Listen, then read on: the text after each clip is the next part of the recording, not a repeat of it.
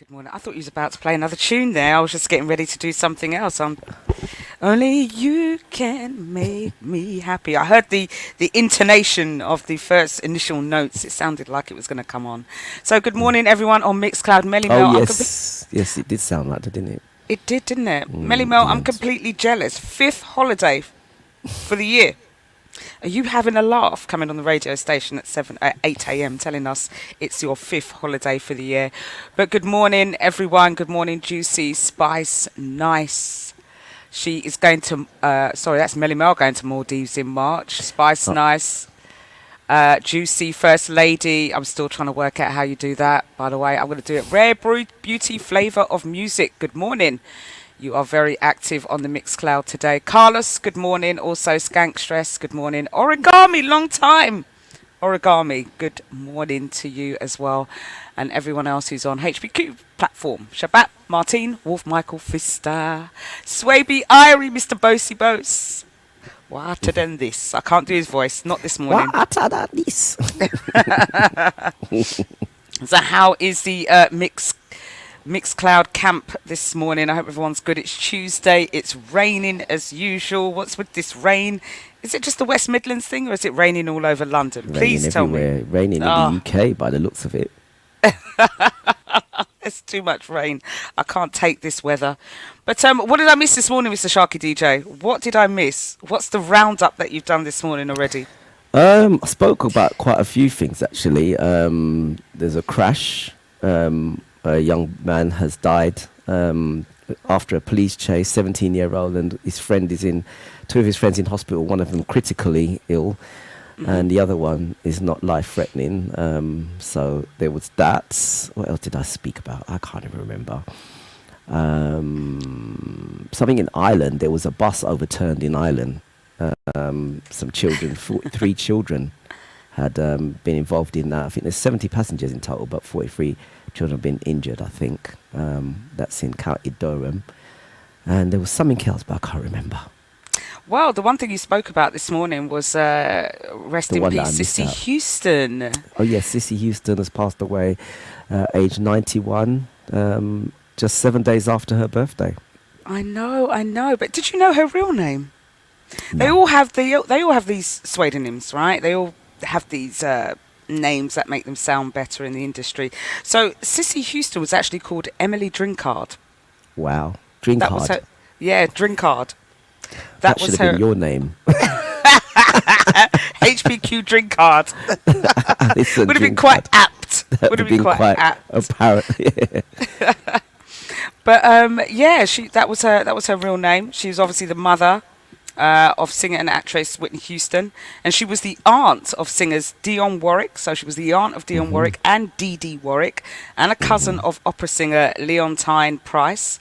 And obviously, she was the grandmother of Whitney Houston's only child, the then Bobby Christina Houston. And And they'd actually done a track together, actually, called Family something. I can't remember what the name of it. Hold on. I do have the track. I do believe it's, what's it called again? Family First with Whitney Houston. Wow. Yes, Family First. They do have a track called Family First. Yeah, I think have you got the track? I do. Oh, good. I I think do. as a nod to Sissy or Emily Drinkard, we should have a nod to her. But yes, she was in a group called the Sweet Inspirations with her niece and another lady called Doris Troy, and was contracted to Atlantic Records. So yes, she had a very good career. Great gospel singer. I mean, Whitney Houston, that whole family have come from some serious singers. I mean, Dionne Warwick herself had a successful career all on her own, and so did Whitney Houston, and of course Sissy Houston, especially in the gospel arena. So Yeah. a very talented family of singers, and rest in peace, Emily Should we Drinkard. play this track I think we as should. a tribute? We're going to play this track of hers, and I don't think many people would know the track, but yeah. This one was definitely featuring Whitney Houston, Sissy Houston, her mum, Dionne Warwick, and family. And it's called Family First. Whitney Houston, who passed away yesterday at the age of 91 and 7 days. And she had over 31 songs, and that family the Houston family. Such a talented set of singers right throughout the whole family, and all from a gospel background there. I think it almost pays to come from a gospel background. It's almost like that immaterial, that training you have that sets you up as a great singer. And Whitney was a fantastic singer. She really, really She was. was. When you She actually think was. back to how she sang, people look at Mariah Carey and all these other people, but Whitney Yeah. was very special. The whole family was She very was. special. So, She was. rest in peace, Sissy Houston. You have now joined your daughter and your granddaughter in heaven. Isn't that sad, isn't it? She was able to live Really to sad. 91 years old and losing your daughter and your granddaughter before you go. Such a sad thing, really, for that to happen.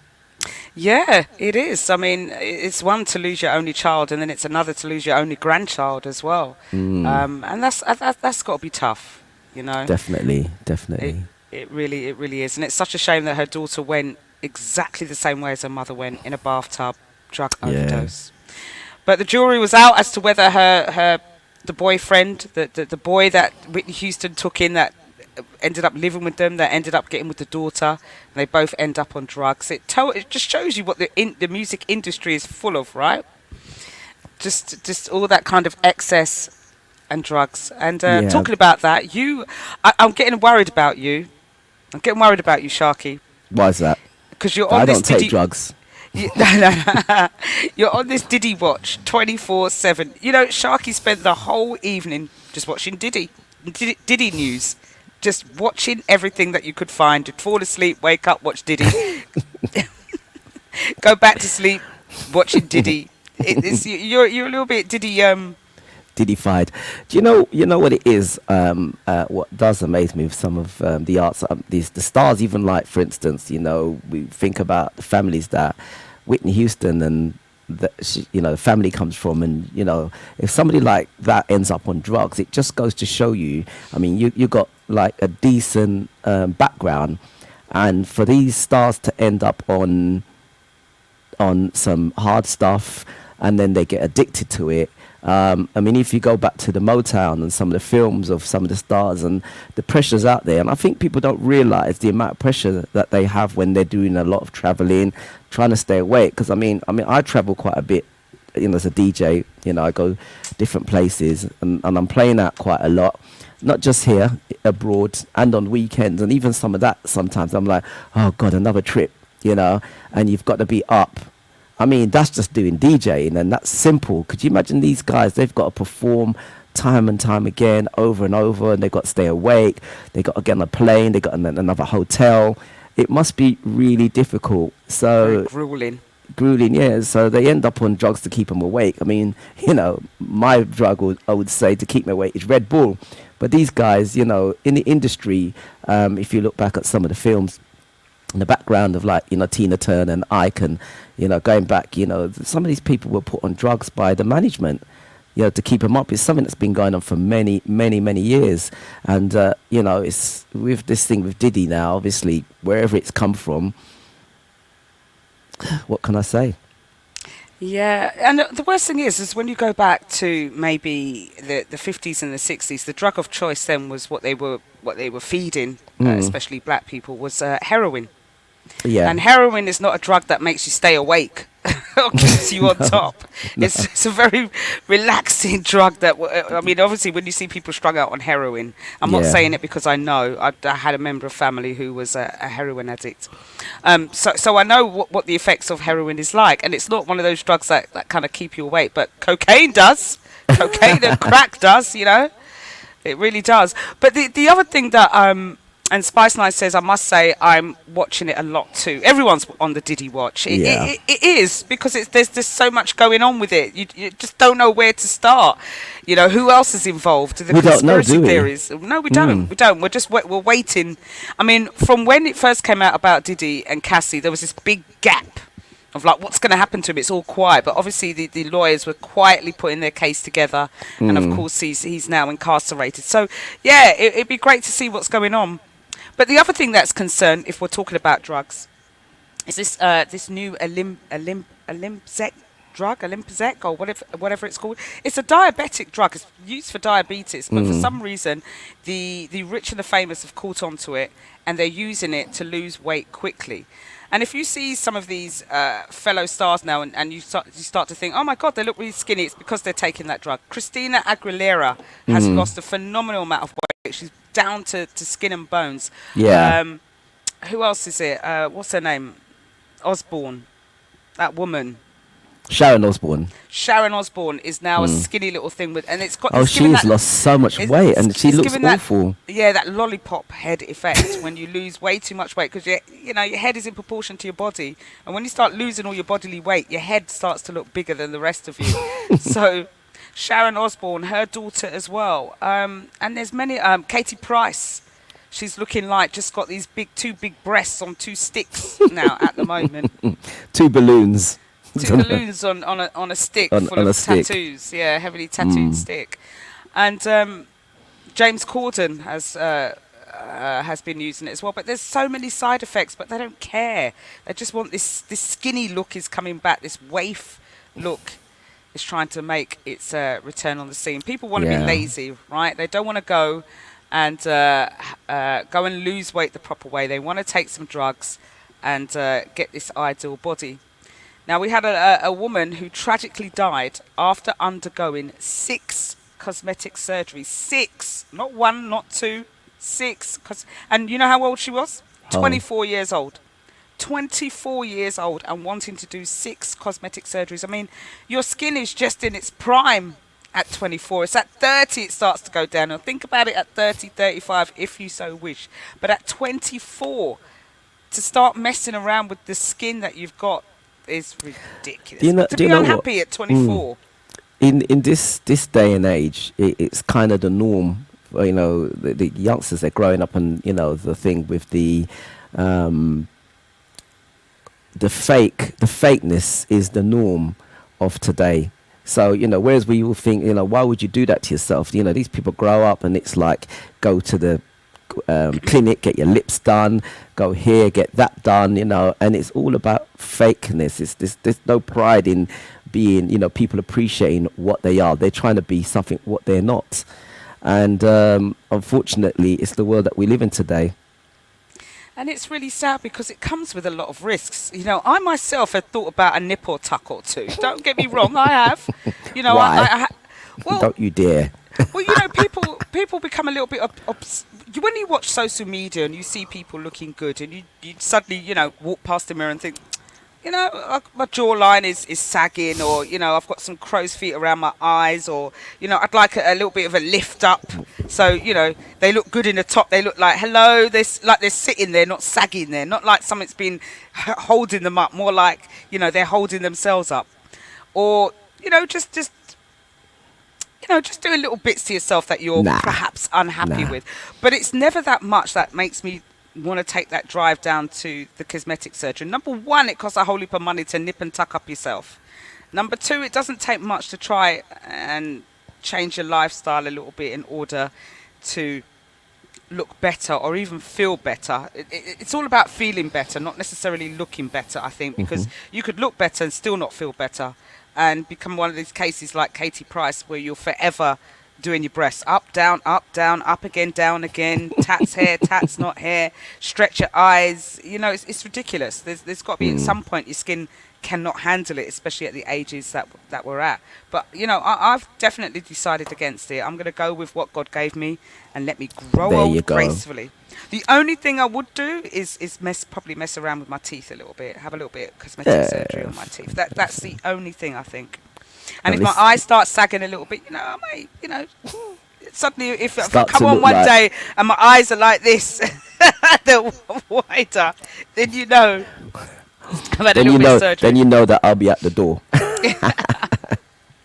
But maybe the next best thing is hair transplants, because black women have this thing with receding hairline because of the weaves in the hair. Now we're finding all these white gentlemen are going to clinics and having all these hair transplants, and they look all right. David Beckham's had it. Should I have it done? Wayne Rooney had it. So why not, ladies? Think about that next, having your hairline transplant. You know, that would make a load of money. I'm telling you now, if black women could find a way to get rid of their receding hairline and retransplant their hair, that's it. That's it. I'm definitely doing it. I'm signing up. I'd go through that pain just to have a proper hairline. Honestly, I think if I did that, I would look a bit younger, isn't it? Yeah. Maybe I'll get mine done. you could do. You could do. Actually telling me courage in there, yeah. It's there. Go to You see Turkey, the guys man. there go, turkey teeth, turkey here, turkey this, turkey that. No, thank you. Oh, you should do. You know, any of my mixed clouders, would you go and do a little bit of nip and tuck, a little bit of fixing up, fix up, shape up, whip it back into shape, you know, and come out looking glam? Come on, you would do it. I would do it. I would. Let me play this track.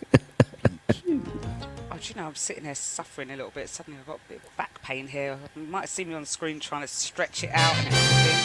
So yes, and I can hear that. I think he's going to play some music in the background. No.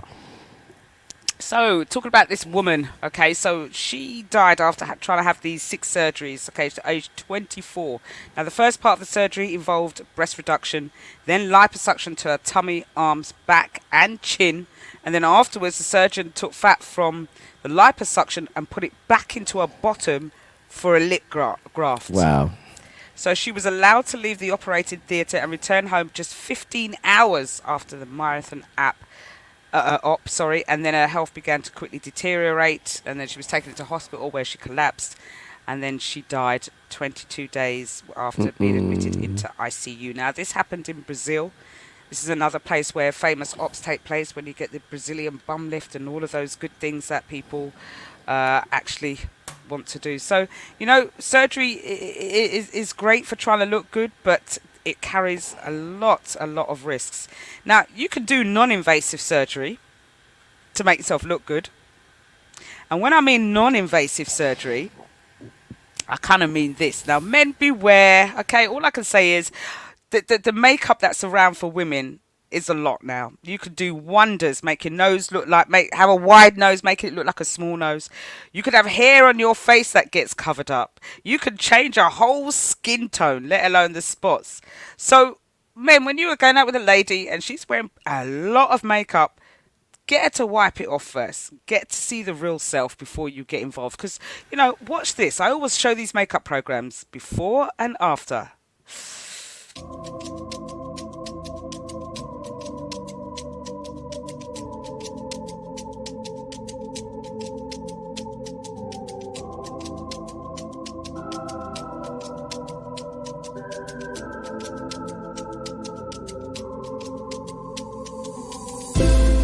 Down pop on a record. Down pop on a record. Africa dancehall boy. I saw the thing. I mean, that's something else, isn't it? Sorry, I've got a bit of a backache here. That is absolutely something else. From how she first...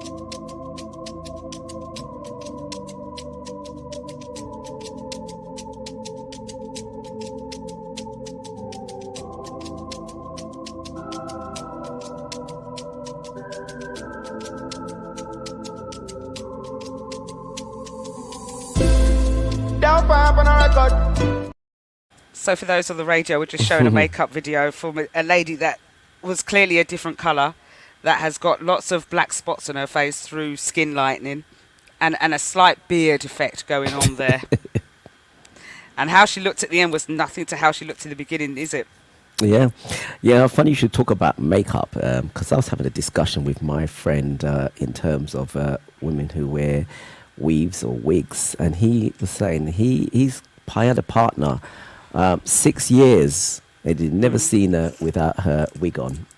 6 years, never seen her without her wig, and your partner. I mean, I couldn't do that. I'm honestly, I think that would just drive me nuts if I'm seeing someone. I want to see what you look like naturally. I want to see the pepper grain head, everything, you know. And it's the same with the makeup. You know, some women, I don't know if they go to sleep with makeup on, or they don't want their guys to see them as they are naturally. But I think, you know, if you have somebody, they've got to love you as you are naturally.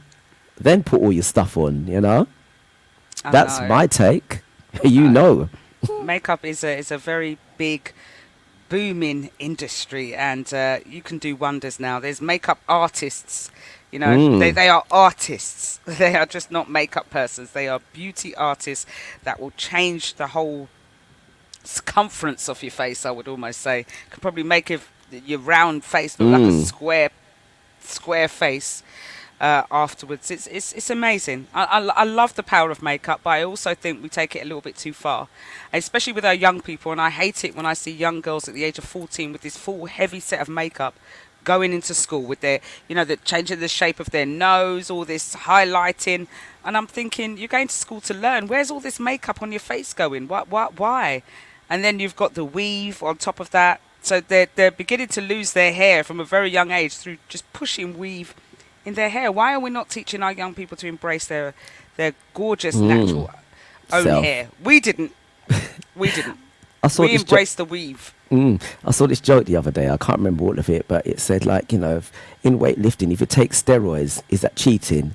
Yeah, he said yes. If in running, if you take drugs to enhance, what's the running drug that they take to enhance their speed, the speed enhancer? That drug, is it cheating? And then they had all these various things and said, is it cheating? Then they said, women in a beauty contest, if they wear makeup and they win the contest, is that cheating?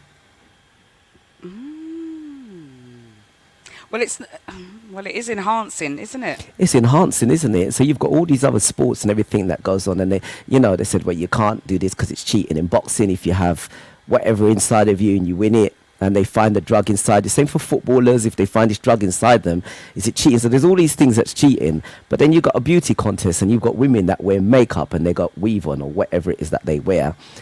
Isn't that cheating? So beauty contest, for me... Not really, because everybody's wearing makeup. If it was two people that won that were wearing a significant amount of makeup and the others wasn't, then yeah, but a makeup competition or a beauty competition is that. If it's a makeup competition, then yeah, but beauty competition, well, I think it's cheating. Depends on what they're judging. Are they judging? There should be a natural beauty section. Yeah. For natural natural beauty, women. yeah, for natural beauty. That would be great. Maybe we should have a competition, a natural beauty competition. Send in your natural, beautiful pictures. Yeah. Do that rather than these fully made up, articulated, posed out pictures of your best side. Do you know how many times I've had people where you take pictures and someone will say, "Let me stand here because it's my best side." Photos, or they look at the photos, scan through them all, and tell you which ones you can't post. I don't get that. I don't get that crazy with my photos. Someone takes a photo, it's not great. I'll take another one, but I don't sit there saying, "Delete it off your phone now," right before. Yeah. Unless I've just woken up and my hair's like on fire or something, you know. I can understand that, but I don't really get hung up that much on having the best pictures on social media. People have got to see you all sides to know who you are, not just your perfect side. It's very important. That's right. Track. It's 8:55 already. I really can't. Time is just flying. Flying fast. Too fast. Now, for anyone that uses booking sites on your laptop or on your mobile phone, I don't know if you're aware that there's a difference in price. Now, I found this. I'm a booking.com person. I used to book all the time, and you know, you're this silver tier level and you should be getting cheaper accommodation. But sometimes if you just go on somebody else's smartphone, they can get the hotels a lot cheaper. So I don't know how the pricing works. All I know is that your holidays can cost up to 50% more if you book on a computer, not a smartphone. Don't ask me how, but that is what's going on at the moment. I think when you go online, and what's that? It's come up there. Yeah, I think when you go online, I think what happens is that with the cookies that actually come onto your phone, onto your computer, it stays on there, so they know that you've visited again. So basically, you just got to clear the cache so that they don't know that your computer's been on there, and then you're good to go. Or you go into, what's that mode? Incognito. So the cookies are not on there. That's the best way. But yeah, if you've gone into a website and they've given you a price, don't think you can go there tomorrow and it'll be a cheaper price, because they've kind of tracked it and that's the price that they're going to be offering you.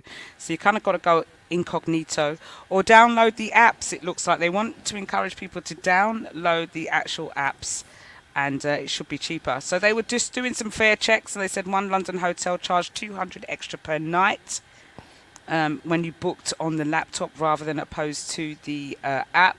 Prices for a room for a family of 4 in the UK and Europe during half term was an average 16% more per night, nearly £50 if the booking was made on a laptop or a desktop computer.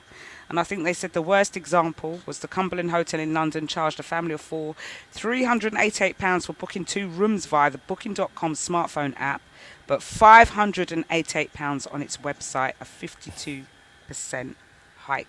Now, we know sometimes booking direct through the website could be more costly than booking through some of these cheaper apps. But also, what you've got to remember through the cheaper apps, they get rooms. And they get them at the cheaper prices because they're offering sometimes what I call the arse end rooms, you know, the ones that overlook the air conditioning units. So, you know, you might get a great hotel on Booking.com for a great price, but beware what kind of room type that you actually get. So, you know, sometimes you've got to upgrade to the you know, looking over the sea or balcony view, but even the balcony views are somewhat suspect sometimes. So, yes. If you kind of want to know what kind of room you're getting, go to the hotel direct. If you're just looking for a cheaper accommodation, go to Booking.com. Yeah. Right, it is now 8:58. I think we can head straight into an ad break before we come back. We'll be back shortly, and there you go, all the information. HPQ. And when we come back, we will talk about the importance of kissing and sleep divorce. Sleep divorce. Yeah, sleep divorces. Sleep divorces. Okay, it sounds interesting. So there you go, guys. Right after this. There's some things in the background sometimes that I have to get on with, you know, the government things I need to do. So unfortunately, I had to come off there for a hot minute. And unfortunately, I'm only here till 9:30 this morning. Other things beckon. So I'm just going to get on with this bit of news. Now, I spoke about, just before the ad break, I spoke about sleep divorce. What is sleep divorce? Well, it's when you can't afford to move out of the house that you're in when you're divorcing it. And this is the state of play because house prices are so expensive now. Imagine you've got a £700,000 house. You sell up, you split it between the two. By the time you've paid out costs of divorce proceedings and splitting assets and so forth, you might just be left with £300,000, which of course is not going to buy you very much in London. It's not going to buy you another house at all.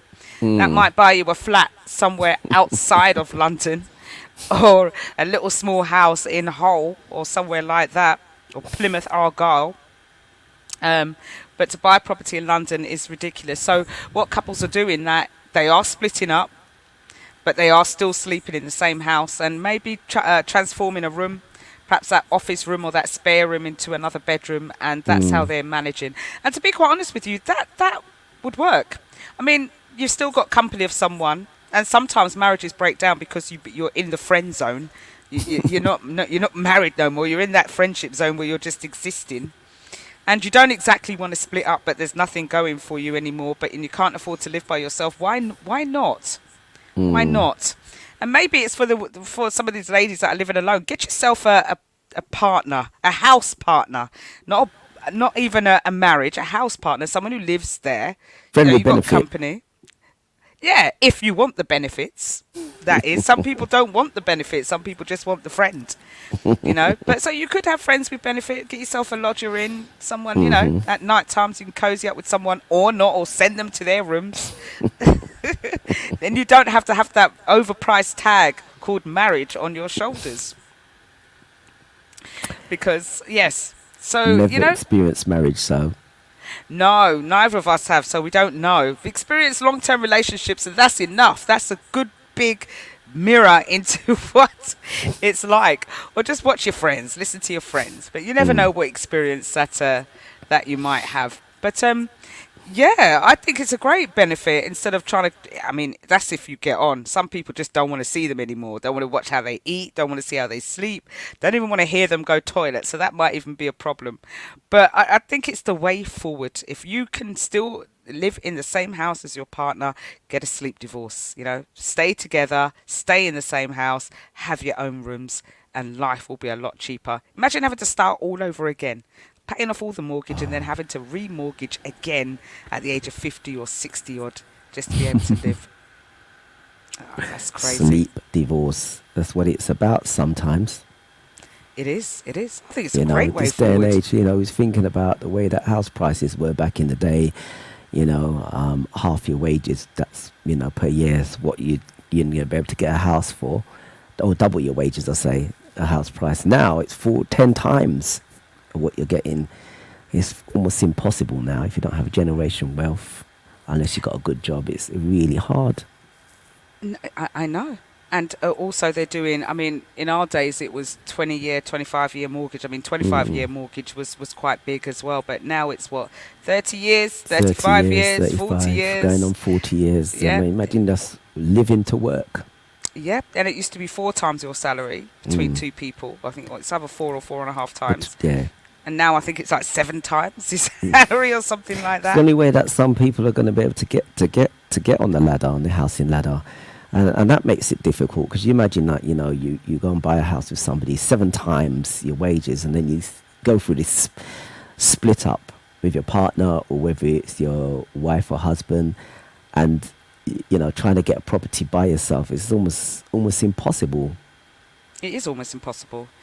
But I think they're making it that way in order for some of these landlords to sell up and release properties onto the market. But that isn't just the answer. I think we've got so many people. Gone are the days, I was talking to my sister about this, gone are the days when, remember when we were younger, you know, you're having a baby, council gives you a house or a flat. That's it. You've got 2 kids, council gives you a two-bedroom house or 2-bedroom flat.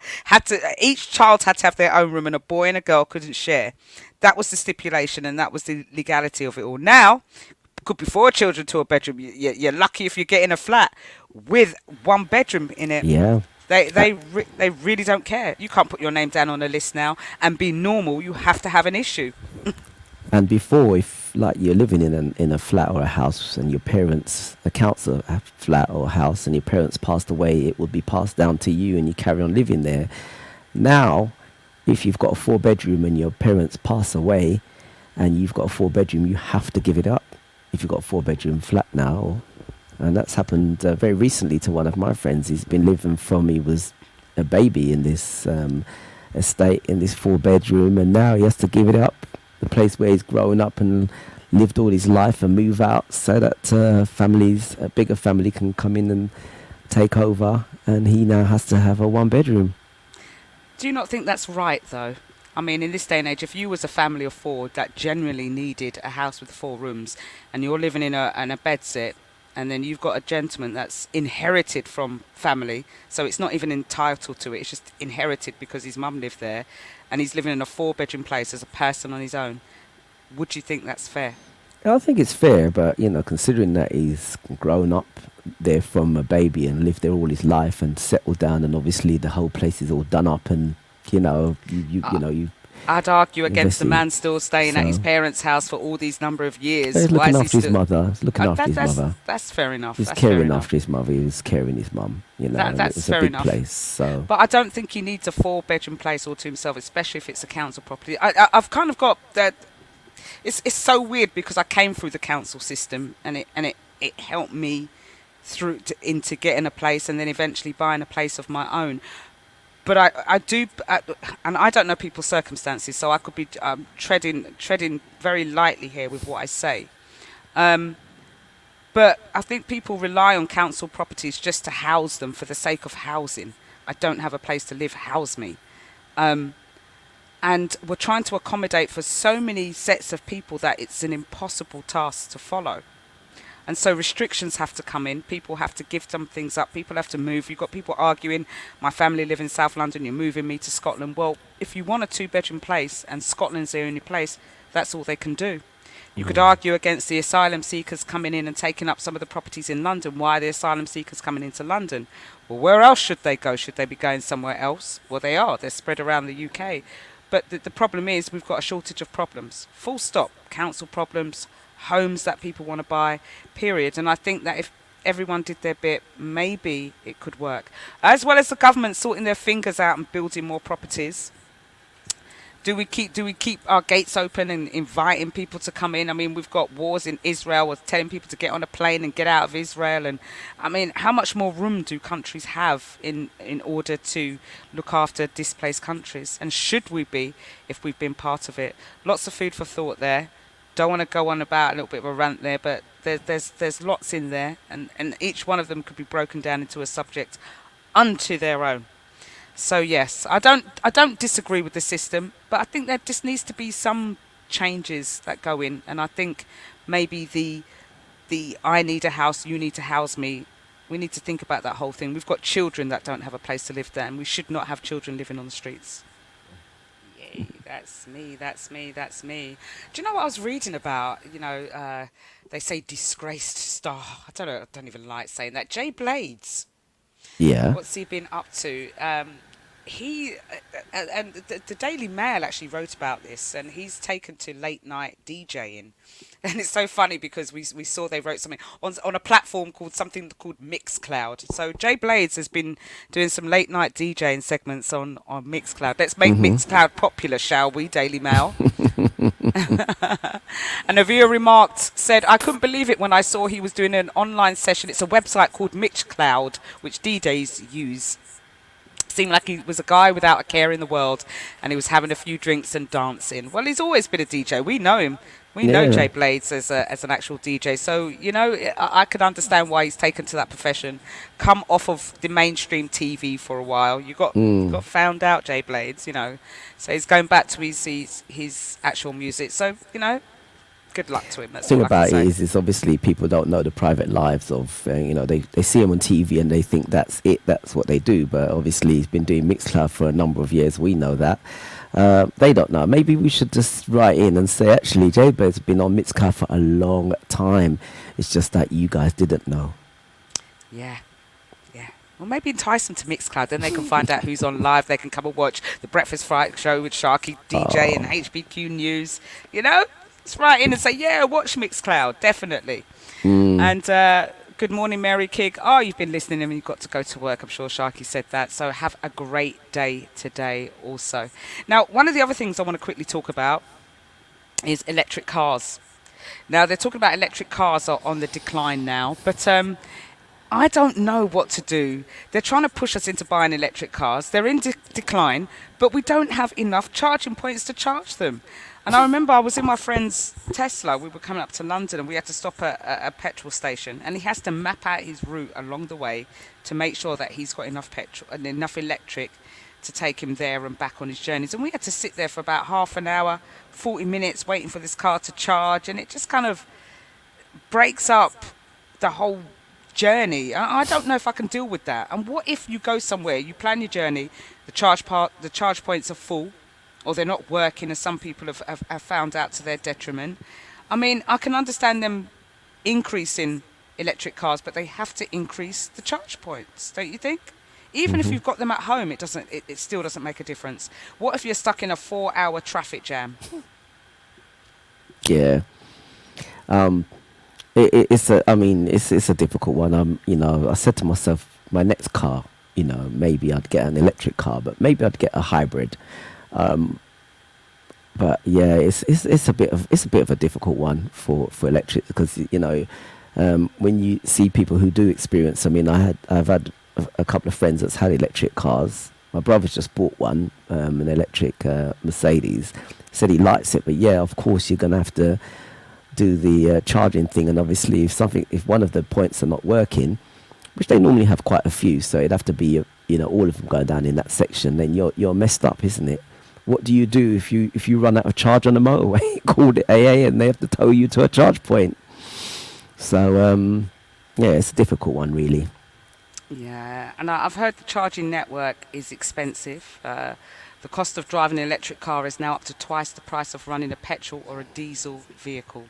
How can That's that something be? that I was actually looking at. You know, by the time you finish paying for an electric car, then you have to pay for the cost of the current that you're using. It's a lot more than your normal Joe Blogg's average petrol car. So you know what? I'll stick with my petrol car. Yeah, yeah. yeah, at least you can find a petrol station.